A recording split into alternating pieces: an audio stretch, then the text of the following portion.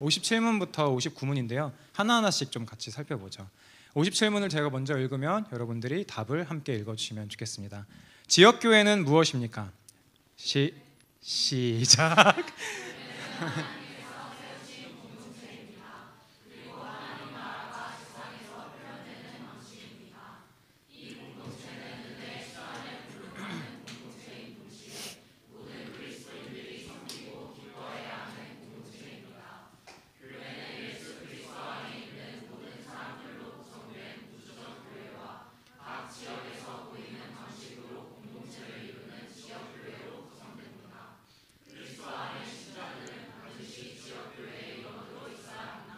예? 반드시 지역교회에 소속되어야 한다니 그것은 압제 아닙니까?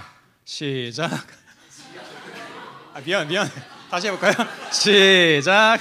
지역교회 공동체가 오늘 잘 자라고 나누기 어렵습니다.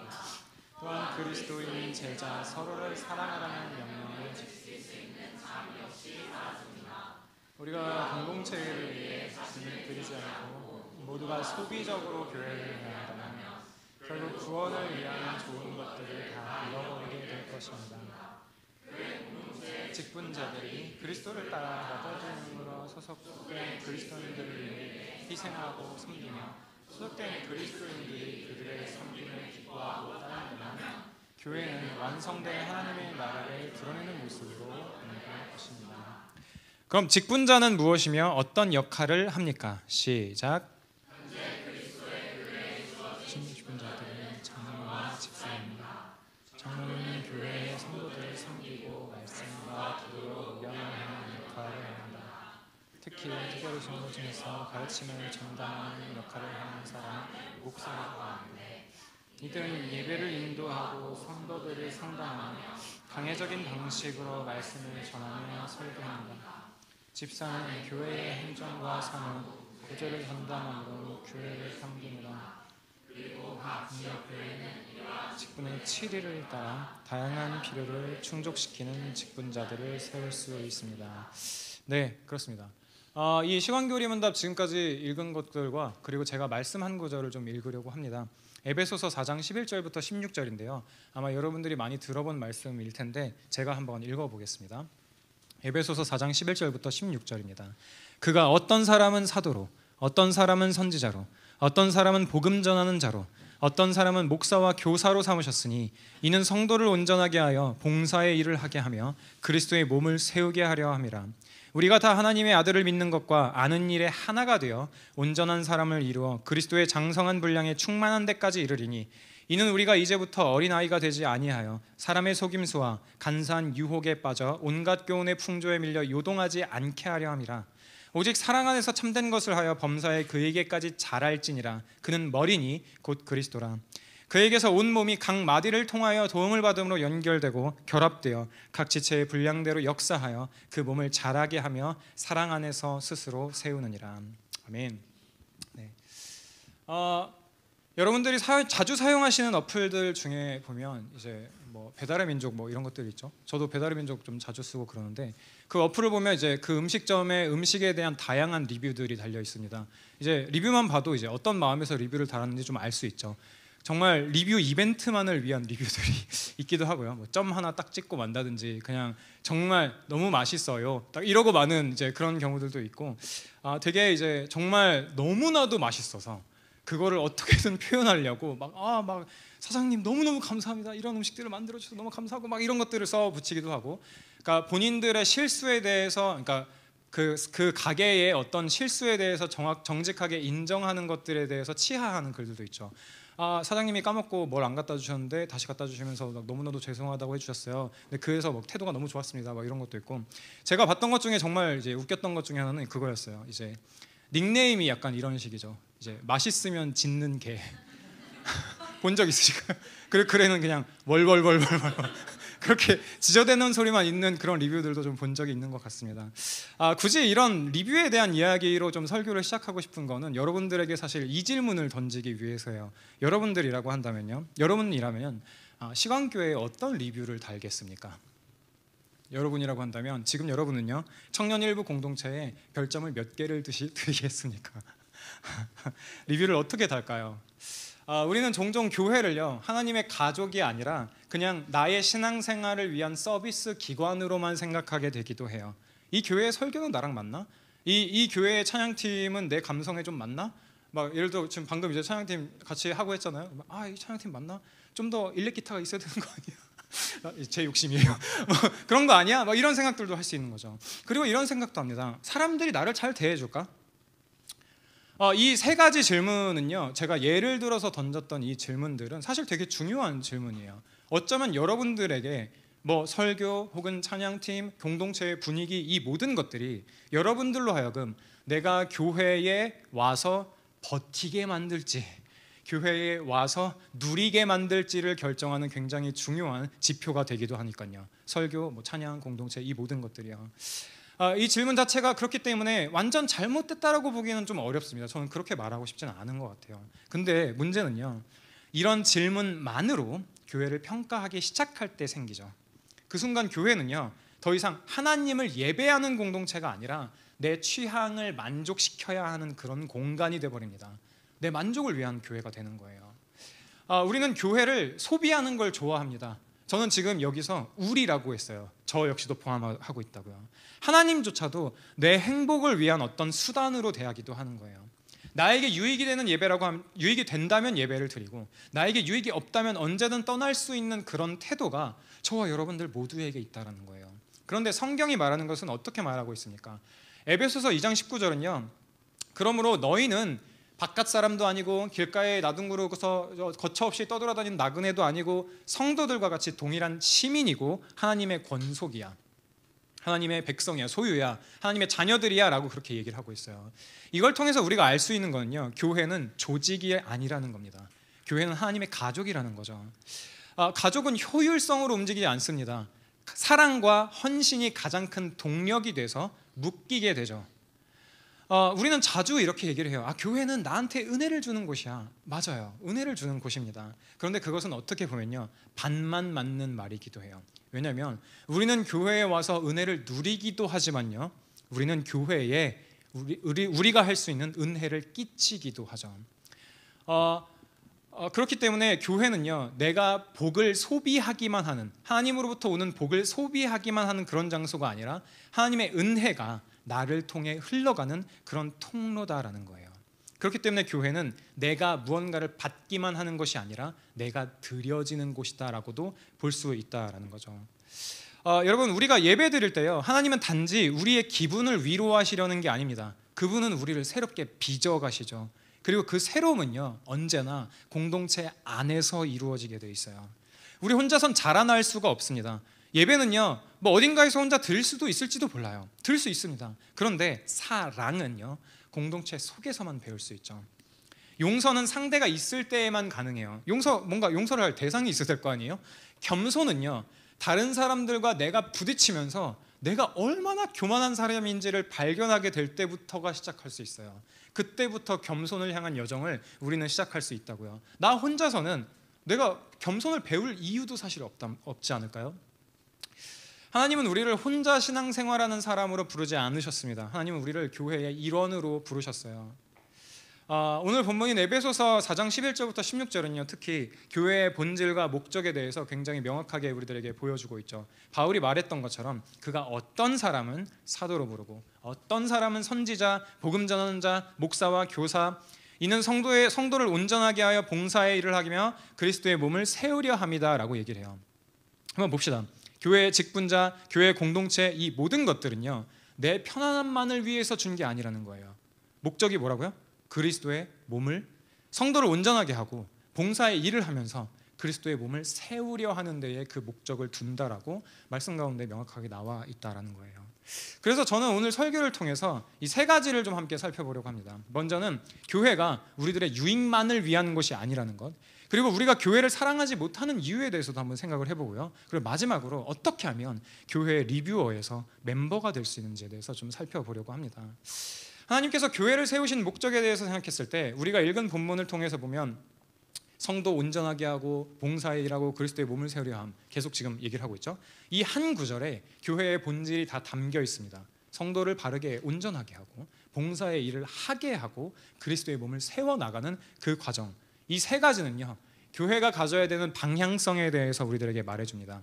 내 취향을 만족시키는 게 1순위인 그런 공간이 아니라 하나님께 드려진 사람들, 하나님의 백성들, 하나님의 자녀들과 함께 세워가는 현장이 교회다라는 거죠. 그리고 교회는 성도를 온전하게 하는 곳이다라는 말씀이 적혀 있었습니다. 이 온전하게 한다라는 말의 이 단어는요, 이 원어적인 의미에서 보면 뼈를 맞춘다는 의미가 있어요. 부러진 것을 바로 세운다라는 의미를 가지고 있어요. 그러니까 제 기능을 회복시키다라는 뜻을 포괄하고 있다고요. 다시 말하자면 성도를 온전하게 세운다라는 것은 교회가요 우리의 부러져 있는 마음들을 새롭게 세워주고 하나님의 형상, 왜곡되어서 우리가 바라보고 있는 하나님의 형상을 회복시키는 그런 수리 장소의 역할도 감당한다라는 거예요. 교회가요. 그런데 여러분, 이 회복은요 결코 편안한 과정이 아닙니다. 그냥 병실에 누워서 가만히, 물론 그것도 힘들잖아요. 가만히 있기만 하는 그런 것을 말하는 게 아니에요. 하나님께서 우리의 잘못된 부분을 맞추실 때, 뼈를 맞추실 때 때로는 아픔이 따르죠. 여러분 인터넷에서 뼈 맞추는 거 들어본 적 있으신가요? 막 우두둑 소리가 나잖아요. 그게 어떻게 편하기만 하겠어요. 그렇게 우리를 맞춰가는 과정이다라는 거죠. 여러분이 공동체 가운데서 깎인 경험들이 있습니까? 혹은 부딪힌 경험들이 있습니까? 혹은 상처받은 경험들이 있습니까? 그러면 이걸 통해서 우리는 이걸 한번 생각해 봐야 돼요. 하나님께서 이 과정을 통해서 이 과정을 정말 쓸데없이 나에게 허락해 주셨을까? 그분은 그냥 내가 고통받는 것들을 즐거워해서 내가 이것들을 주셨는가를 한번 생각해 봐야 돼요. 절대 그렇지 않을 거라고요. 우리를 빚어가시기 위해서, 우리의 뭔가 잘못되어 있는 뼈를 맞추기 위해서 그 모든 일들을 사용하고 계신다라는 겁니다. 주변을 한번 볼까요? 여러분들 옆에 있는 사람들 한번 쳐다볼까요? 뒤에 있는 사람도 한번 봐주고요.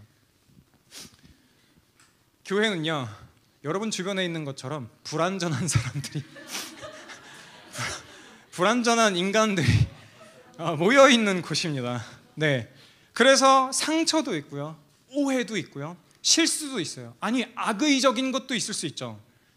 하나 장담해볼까요? 여러분들에게 확실히 말씀드릴 수 있는 거는요, 이 일들은요 그 옆에 있는 이 이상한 인간들은요 그리고 그들로 인한 여러 가지 고통과 아픔들은요 주님 다시 오시는 날까지 계속될 거예요. 하지만 여러분, 그런 연약함 속에서요 하나님은 우리들의 인격을 다듬어 가시고요 우리들의 성품을 빚어 가십니다. 반드시 하나님께서 그렇게 사용하실 거예요. 그런데 우리가 점점 소비자적인 생각으로, 소비적인 형태로 교회를 대하게 될 때 우리도 모르게 이런 생각을 하는 거예요. 나는 말씀만 들으면 돼요. 난 예배만 드리면 돼요. 봉사는 다른 누군가가 했죠. 돈 받는 당신이 해야 되는 거 아니에요? 돈 받는 당신이 해야 되는 거 아니에요? 혹은 뭐 열심히 섬기려고 하는 누군가가 해야 되는 거 아니에요? 은사가 특출난 누군가가 해야 되는 거 아니에요? 라든지 막 그런 생각들, 혹은 막 목회자 자녀가 해야 되는 거 아니에요? 막 이런 생각조차도 할 수 있다라는 거예요. 교회를 소비재로 대할 때요, 내가 소비해야 될 어떤 대상으로만 대할 때요, 교회는 내가 사랑받는 공간이라고만 생각하게 돼요. 내가 와줬으니, 나 자신을 소비해줬으니 그에 따른 무언가를 나에게 줘야지, 교회는 마땅히 줘야지, 그리고 그것은 사랑이어야 되지 라고만 생각하게 되는 거예요. 여기서 결여되어 있는 엄청난 것은 무엇이냐면, 그리스도께서 자기 자신을 내어주시면서 자신의 몸값을 주고 산 교회라는 이 진리는요 완전히 저 멀리로 배제돼 버리는 거예요. 그리고 나는 이 공간에서, 나는 이 공동체에서 나만 사랑받아야 돼라는 생각만 남게 된다는 거죠. 그럼 자연스럽게 이웃이 필요 없게 돼요. 이웃이 왜 필요하죠? 옆에 있는 사람들을 굳이 섬길 이유는 뭐가 있죠? 전혀 없어요. 그러면서도 동시에 다른 사람들에게 돌아갈 인정도 견딜 수 없게 돼요. 왜 청년들에게선 저 사람이 더 인정을 많이 받아야 되지? 자연스럽게 다른 사람들에게 있는 은사에 대한 칭찬도 할 수 없게 되고, 열심히 교회를 섬기는 사람들에 대한 격려도 사라지게 돼요. 그냥 이런 생각만 하는 거예요. 저 사람들은 그냥 저 사람들의 일을 하는 거야. 그냥 교회에서 그냥 그 사람들이 뭔가, 그래 너네들은 너네들이 하고 싶어서 하는 거잖아. 그냥 이 정도의 생각밖에 못하게 된다는 거예요. 동시에 교회는요 하나님을 예배하고 이웃을 사랑하는 공간이 아니라 그냥 내가 주인인 공간이 돼요. 주인을 만족스럽게 하지 못하는 종이 주인한테 한 소리 듣는 것처럼, 한 소리를 이렇게 듣는 것처럼요, 내가 주인인 교회에서 나를 만족스럽게 하지 못하는 여러 모습들은요 그냥 교회의 잘못이 돼버리는 거예요. 여기 이거 다 썩어버렸어, 이거 다 망해버렸어, 이 정도 생각하게 되는 거예요. 교회에 은혜의 방편을 준비하는 사역자와 교회를 섬기는 사람들에게도 그 기준이 동일하게 적용되기도 하는 거죠. 내 마음에 들지 않는 찬양, 2부 예배 찬양 어렵던데 이거 맞아? 이런 생각을 하게 되든지, 아니면 나와 의견이 다른 설교, 혹은 내 죄를 지적하는 설교, 그냥 지루해버리는 기도회, 내가 원하는 방식으로 나를 섬겨주지 않는 리더들, 소그룹의 리더들, 이런 생각들이 가득 찰 때 여러분들이 가지고 있는 은사 혹은 여러분들이 가지고 있는 전문성은요, 교회를 섬기는 데 사용되는 게 아니라 교회를 리뷰하는 데 사용하게 됩니다. 여러분들은 청년일부에 별점을 몇 개 주시겠습니까? 바울이 한 표현을 계속해서 한번 살펴봅시다. 바울은요, 이렇게 저렇게 하는 이유는 이렇게 뭐 선지자, 목사, 교사 어떻게 세우고 하는 그 모든 것들은 사실 그것의 목적은 그리스도의 몸을 세우려고 하는 거야 라고 우리들에게 이야기를 해주고 있어요. 여기서 세운다라는 거는요, 건축 용어예요. 집을 세운다라는 의미라고요. 하나님께서는 지금도 교회를 하나님의 집으로 세워가고 계십니다. 그리고 그 집의 벽돌 하나가 바로 여러분들이에요. 옆 사람들에게 얘기해 줄까요? 너 돌이야. 도라이 말고요, 돌이라고요. 이상한 발음이 들렸어요. 넌 돌이야라고요. 베드로전서 2장에서는 저와 여러분들에게 이렇게 말해줍니다. 너희도 산 돌같이 신령한 집으로 세워지고 예수 그리스도로 말미암아 하나님이 기쁘게 받으실 신령한 제사를 드릴 거룩한 제사장이 될지니라라고요. 여러분, 그리스도의 몸으로 우리가 세워져 간다는 것은, 서로를 세워준다는 것은요, 내가 독립적인 존재로 존재한다는 것이 아니라 서로 연결된 존재로 살아간다라는 거예요. 그렇기 때문에 교회 안에서는 더더욱더 나 혼자 잘하는 신앙은 있을 수가 없어요. 교회는요, 한 팀이라고요. 교회는 한 가족이에요. 그보다 더한 표현은, 성경에서 나와 있는 표현은 교회는 한 몸이라고 얘기를 하죠. 그렇다면 여러분, 우리가 교회를 내 유익을 위한 공간으로만 대한다면요, 우리는 머리이신 그리스도를 어떻게 대하고 있는 걸까요? 그분은 교회를 위해서 자기 자신을 내어주셨어요. 십자가에서 자기 몸을 찢으셨어요. 교회를 당신의 피로, 그리스도의 피로 사셨다고요. 그 값을 주고 사셨다고요. 근데 우리는 그 몸을 향해서 이건 내 스타일이 아니야, 혹은 이 사람들은 내 수준이 아닌 것 같아, 이런 말로 쉽게 판단하기도 하죠. 교회는 완벽하지 않습니다. 그런데요, 교회는 그리스도께서 사랑하신 교회예요. 더 나아가서 교회는 그리스도의 몸된 교회이죠. 사랑스러운 존재를 사랑하는 것은 쉽습니다. 그게 뭐가 어렵겠어요? 여러분들이 좋아하는 연예인 생각해 보세요. 그 사랑하는 거 너무 쉽잖아요. 그냥 단숨에 돼버린단 말이에요. 사랑하지 않은 존재, 사랑스럽지 않은 존재를 사랑하는 게 진짜 어렵죠. 그런데 하나님께서 저와 여러분들에게 보이신 사랑은 어떤 사랑입니까? 사랑스러운 존재를 향한 사랑은 아니에요. 성경은 저와 여러분이 원래 우리들의 모습은 정말 뼛속까지 죄인, 지금도 그렇잖아요. 죄인이라고 얘기를 하고 있으니까요. 어느 정도라고요? 하나님 앞에서 혐오스러운 그런 죄인이 우리들이라고 얘기를 하고 있으니까요. 근데 그런 우리들을 사랑하신 것, 그게 하나님의 사랑이라고요. 끝없이 신랑을 배신하는 신부, 그런 신부를 끝없이 사랑하면서 내게로 오라라고 말하는 신랑, 그렇게까지 배신한 신부를 변화시키는 사랑, 그것이 하나님의 사랑입니다. 그리고 그 사랑을 받는 것이, 그리고 그 사랑이 실천되는 장이 이 교회다라는 거예요. 그럼에도 불구하고 우리가 교회를 진심으로 사랑하지 못하는 이유는 무엇일까요? 단지 교회가 그냥 부족해서일까요? 교회를 섬기는 사람들이 완벽하지 못해서일까요? 아니면 사람들과 잘 맞지 않아서일까요? 물론 그럴 수도 있죠. 그게 굉장히 큰 영향들을 미치고 있을 수도 있죠. 정직하게 얘기하자면요. 그런데 한번 생각해 보자고, 진짜 그것만이 우리들에게 이유일까라는 거예요. 어쩌면요, 우리는 사실 복음을 오해하고 있기 때문에 교회를 사랑하지 못하는 걸지도 모릅니다. 복음이 먼저 얘기하는 것은 내가 얼마나 위대한 존재가 되었는가에 대한 이야기가 아니고, 하나님이 나 같은 죄인을 위해 얼마나 놀라운 일을 행하셨는가, 그게 복음이 먼저 얘기하는 바예요. 그런데 우리는요, 복음을 그냥 내 행복을 위한 도구 정도로만 생각해요. 예수님은 내 인생을 위한 조력자, 성령님은 내 성공을 보장하는 어떤 능력이 되고, 교회는 그 복을 공급해주는 기관이 되는 것이죠. 그러니까 이렇게 복음을 이해하게 될 때요, 교회는 필연적으로 그냥 소비의 대상이 되는 거예요. 이 교회가 나를 얼마나 만족시켜줄 수 있겠는가, 이 교회는 내가 힘들 때 얼마나 많은 위로를 줄 수 있겠는가, 얼마나 나를 성장시켜 줄 수 있는가. 이것이 우리가 교회에 리뷰를 달 수 있는 유일한 근거가 돼버린다고요. 그런데 복음은 반대로 말해요. 오히려 이렇게 말하는 거죠. 너는 이제 너의 것이 아니야. 너를 위해 죽은 그리스도의 것이야 라고요. 그 구성원들 향해서 이렇게 얘기를 한다는 거예요. 우리는 복음을요 종종 은혜 받는 메시지 정도로만 생각을 합니다. 그건 맞죠. 그런데요 복음은요 단순히 여러분들을 위로하는 소식만이 아니라 여러분들을 변화시키는 능력이 됩니다. 로마서 1장 16절에서 말하는 것처럼 복음은 모든 믿는 자에게 구원을 주시는 하나님의 능력이다라고 얘기를 하고 있어요. 복음이 능력이라고 하는 것은요, 복음이 나를 끊임없이 나중심적인 사람에서, 나만 생각하는 그런 사람의 모습에서 하나님 중심으로 바꾸어 준다는, 돌이키게 한다라는 그런 의미를 가지고 있어요. 예수 그리스도께서는요 단지 저와 여러분들이 가지고 있는, 이 땅에서 겪고 있는 문제들만을 해결하러 오신 게 아니에요. 그리스도께서는요 저와 여러분들을 완전히 고치려고 오셨어요. 완전히 바꿔버리려고 오셨어요. 우리를 종교적인 소비자에서 그리스도의 몸된 교회의 한 일부분으로 바꾸시기 위해 이 땅 가운데 오셨다고요. 그러니 솔직하게 얘기를 해보자고요.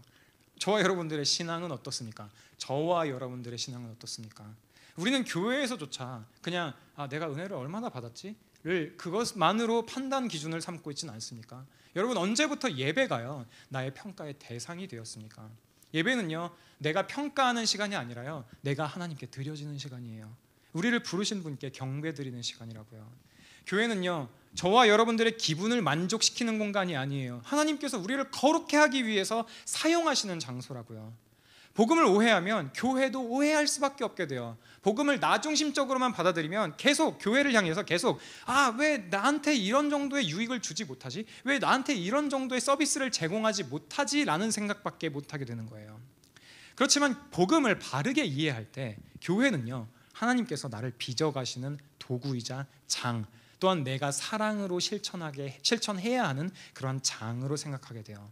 그리고 그 즉시 불편한 사람에 대한 이해가 바뀌고 낯선 상황들에 대한 이해도 바뀌게 되고, 때로는 이 가운데도 있잖아요. 뭔가 아픈 관계들 역시도 모두 그냥 목적 없이 나를 아프게만 하고 낯설기만 하고 어색하게만 하는 그런 상황들이 아니라 모두 다 하나님의 손에 들려있는 우리를 거룩해 하시기 위한 수술 도구로 보인다고요. 그 모든 상황들이요. 왜 하나님께서는 그렇게 힘든 일을 하실까요? 서로 편하면 좋을 텐데 하나님도 일 안 하시고 우리도 불편하지 않으면 좋을 텐데 왜 공동체로 함께 모이게 하셔서 우리로 하여금 때로는 실망케 하고 때로는 상처받게 하실까요? 왜 혼자 믿게 하지 않으실까요? 그 이유는요 공동체 속에서만 우리는 우리들의 자아가 엄청나게 거짓되게 부풀려져 있다는 사실들을 발견하고 공동체 안에서만 우리들의 자아가 깨지기 때문입니다. 교회에서 부딪힌 적 있으시죠? 누군가의 말에 상처받은 적, 혹은 교역자들의 말과 태도에 상처받은 적 여러분 있을 겁니다.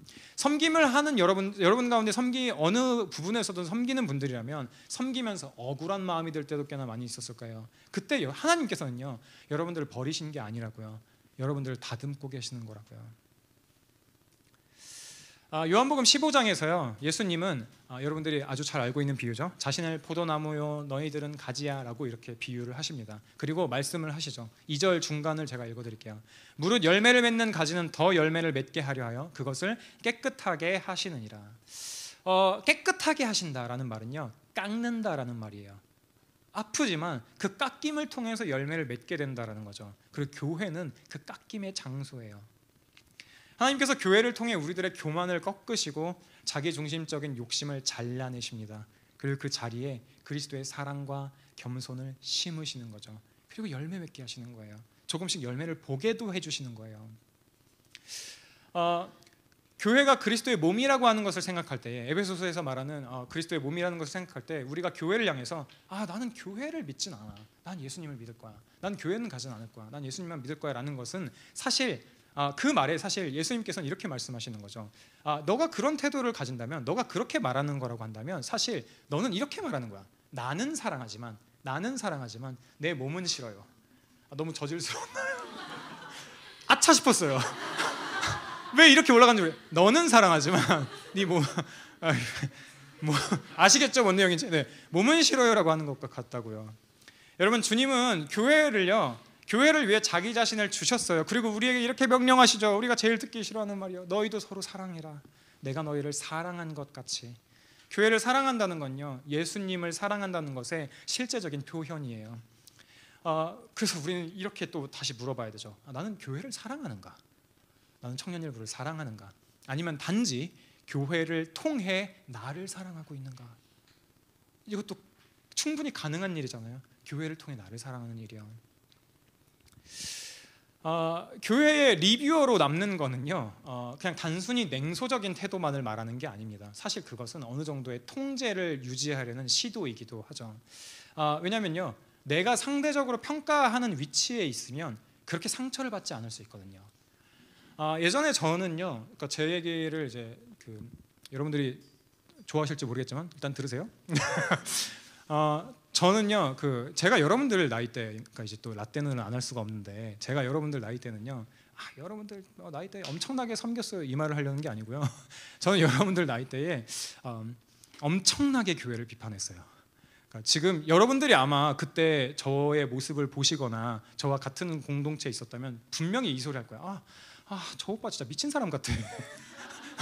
저 형은 왜 저래? 약간 이런 생각, 이런 말씀을 분명히 하셨을 거예요. 그러니까 그 정도로 저는 모든 게 불만인 인간이었어요. 원래 비판적인 성향을 가지고 있기도 하지만 정말 하나같이 다 마음에 안 드는 거예요. 목사님 설교는 왜 저러지? 왜 저런 말을 하지? 막 공동체는 왜 저러지? 왜 리더들은 왜 저렇게 되는 거지? 막 찬양팀은 왜? 내가 찬양도 더 잘. 이런 생각까지 하진 않았지만, 네, 막 다 이제 비판하게 되는 거예요. 근데 나중에야 알게 됐어요. 나중에야 내가 왜 그렇게 교회에 대해서 그렇게 정말 너무할 정도로 그랬을까 생각했을 때, 사실 저는 그때 당시에 저는 제가 사역자가 될 거라고 생각을 못 하고 있었던 거예요. 그러니까 나는 이 업계에 있지 않을 것 같으니까 마음대로 이 업계를 욕을 할 수 있지만, 근데 그럴 생각이 없었기 때문에 마음껏 할 수 있었던 거죠. 물론 이것도 교회를 섬기는 거에 대한 이제 엄청난 오해에서 온 거죠. 우리 모두가 교회를 섬기고 사랑해야 되는데, 저는 한 발자국, 아니 10걸음이나 더 멀게 교회와 그냥 멀리 떨어져 있었던 거예요. 그냥 리뷰어로만 남았었던 거죠. 그럼 그때의 오강일에게 제가 지금 물어본다면 이렇게 질문을 던질 것 같아요. 그래, 그럼 너는 하나님을 누리고 있니? 너는 복음을 누리고 있니? 너는 교회가 그리스도의 몸이라는 것들을 정말 알고 교회를 사랑하고 있니라고 저 자신에게 물어보고 싶어요. 그러니까 저는 한편으로는 교회에서 상처받고 싶지 않았던 것 같아요. 그냥 평가하는 위치에만 서서 누구에게도 상처받지 않는 채로 그냥 내가 뭔가 여기 있는 사람들보다 조금 더 우월한 위치에 있고 싶어 했던 것 같아요. 그런 방식으로 저는 교회를 정말 교회에 상처를 줬던 것 같습니다. 교회에 깊이 들어가면요, 여기 중에는 뭐 나름대로 교회에 깊이 들어갔다라고 하시는 분들도 있고, 그렇지 않고 난 여전히 겉도는 것 같아라는 분들도 있겠지만, 교회에 깊이 들어가면 이런 일이 발생합니다. 사람들과 부딪혀요. 오해를 분명히 하게 됩니다. 분명히 실망하게 될 거예요. 그리고 무의식적으로 우리도 모르는 사이에 관찰자의 자리를, 리뷰어의 자리를 선택하게 되죠. 요한일서 4장 10절은 이렇게 얘기를 합니다. 사랑은 여기 있으니 우리가 하나님을 사랑한 것이 아니고 오직 하나님이 우리를 사랑하사라고요. 하나님은요, 안전한 관찰자의 위치에 계신 게 아니고 죄 많은 세상 속에 몸을 던지신 분이셨습니다. 그렇기 때문에 교회의 리뷰어로 남는다는 건요, 사실 그냥 저는 안전하게 있고 싶어요 라고 표현하는 것과 같아요. 그런데 여러분, 그 자리에 있는 것이 진짜 안전한 게 아니에요. 그냥 교회 밖에서 교회를 평가하는 자로만 있는 것이 진짜 안전한 게 아니라고요. 여러분, 가장 안전한 곳은요, 그 어느 것도 아니고요, 그리스도 안입니다. 여러분들 그리스도 안에 있을 때만 안전할 수 있어요. 그때만 영원토록 안전할 수 있어요. 그것보다 더 안전한 곳은 없다고요.